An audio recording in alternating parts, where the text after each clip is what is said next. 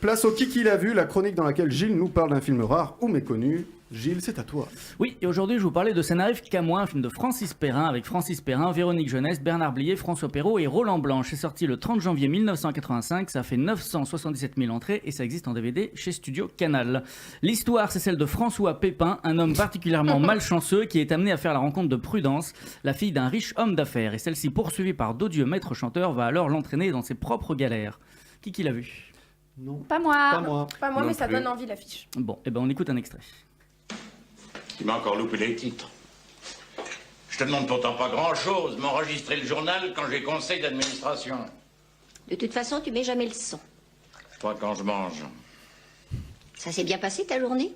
Oui, oh, le train-train. À part ce con de Moulinon qui voulait me faire un procès. Quel gland.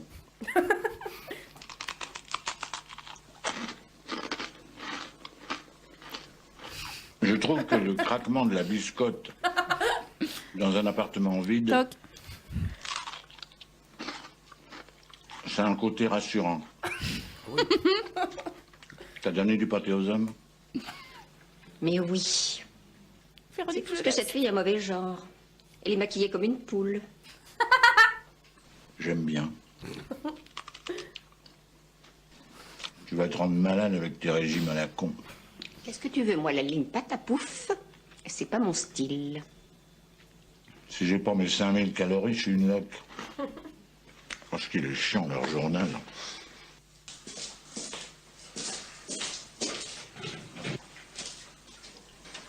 Où t'as mis mon flambi? Alors, sous prétexte que Francis Weber crée un personnage du nom de François Perrin, souvent gaffeur, naïf et malchanceux, le vrai Perrin, Francis donc, se sentant dépouillé de son identité, décida un jour de répondre par la moquerie en interprétant ce François Pépin, sorte de parodie de l'œuvre de Weber, ou tout du moins une bonne partie. Perrin pousse même le vice jusqu'à recruter Bernard Blier, fidèle complice de Pierre Richard dans bon nombre de ses premiers métrages. Rien de bien méchant, cependant. Le cinéma de Francis Perrin a d'ailleurs plutôt tendance à mélanger poésie, candeur et humour sain. Un artiste totalement à part, mais dont les films n'ont finalement jamais marqué. Regrettable. Peut-être même cette non-reconnaissance l'a-t-elle amené à stopper cette carrière d'acteur-réalisateur pour se consacrer davantage au théâtre.